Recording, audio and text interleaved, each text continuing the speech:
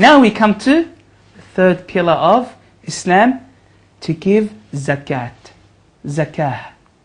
Zakah is translated, a loose translation would be like alms tax or alms due, or giving charity. And the word zakah itself, linguistically, is to purify. And within the context of Islam, the word zakah means to, it also means linguistically, means to increase, to purify and to increase. But within the context of Islam, it's about giving a certain amount of money or spending from your wealth to certain people once you reach what we call like a minimum threshold. I'll give you an example. I've got in the bank $1,000, and this $1,000 is the minimum threshold. The minimum threshold, 1,000. So let's say, for example, you've only got $500. Zakat does not apply to you. So I have $1,000, and it's sitting in my bank account or in the safe or in safekeeping for 1 whole year. It's been sitting with you, you haven't touched it. Islam then obligates, well, if you could have had it sitting there for 1 whole year, you obviously didn't have a dire need for it, but there are other people out there that are not so fortunate, like the poor and the needy. Islam obligates that you pay 2.5% of that $1,000. What's that? $25? $25 from $1,000, give it to a poor or needy person. That's it. That's zakat in a nutshell. So there must be the minimum threshold.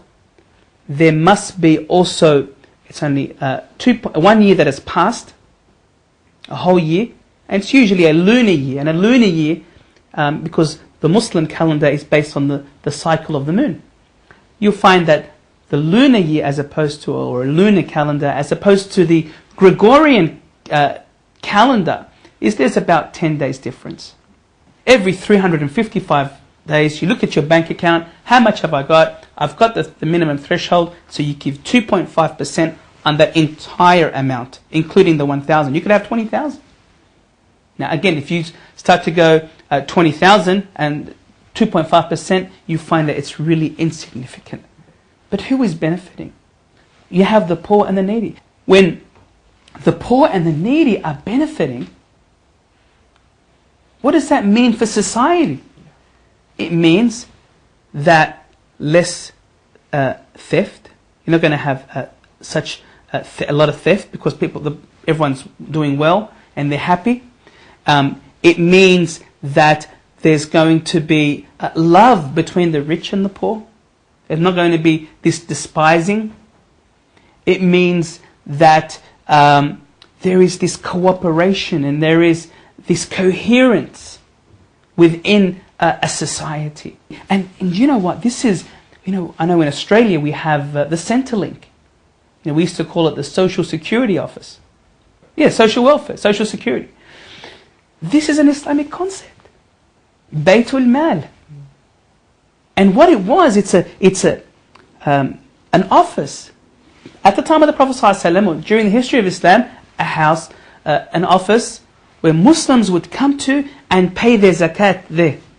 And then what would happen, this particular administration would disperse. So then the poor people were coming forward and say, we are poor and needy, we need some help.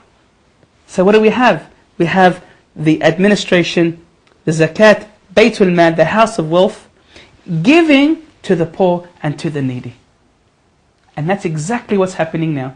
People who are unfortunately not working, who cannot work, or who they're coming to these organizations and they are receiving the welfare. And we're paying the taxes. It sounds like a combination of like an annual income tax combined with a social security payment. Is that kind of conceptually for people to understand exactly what it's like? I've got to pay my taxes as a Muslim, and then the government needs to be then collecting that, that's collecting that tax, is giving it to the poor and needy. That's zakat. That's an obligation as a Muslim. Now, this is obviously obligatory for a Muslim no matter where they live, whether it's a Muslim country or a non-Muslim country, they still pay zakat. Correct. If they meet the conditions. If you don't meet the conditions, you don't have to pay it. Now, just to tangent for a second, in Muslim countries, okay, where Muslim people pay zakat, if you're not a Muslim, the Quran and Hadith legislate for a particular payment for non-Muslims like Christians and Jews. Now, they don't have to pay zakat, do they? No. A Christian or Jew living in a Muslim state does not pay, no. But they make a payment themselves, is this correct? They pay what is known as a jizya. Yes, a jizya is, again, it's a payment in return for security. So they're paying a tax as well. So everyone's paying their taxes. And in return, the non-Muslim who's paying this tax called a jizya, they are entitled to the same security as the Muslims are entitled to. Exactly. Now this is my point, because the jizya is often brought up as a criticism. Okay? A lot of people who want to attack Islam come with this idea of, gosh, you know, these non-Muslims have to pay this payment that Muslims don't have to pay, and isn't that terrible, and it's prejudice, and it's this, that, and the next thing. At the end of the day, both Muslims and non-Muslims have a particular payment to make. You know, the Muslims pay their zakat, the non-Muslims pay their jizya, but at the end of the day, both are also protected by the Muslim state. There's no advantage or disadvantage to either. There is no disadvantage. Islam is all built upon wisdom and justice and fairness. That's what Islam is. And if you cannot see that, or you interpret that incorrectly, then you have not understood the true Islam.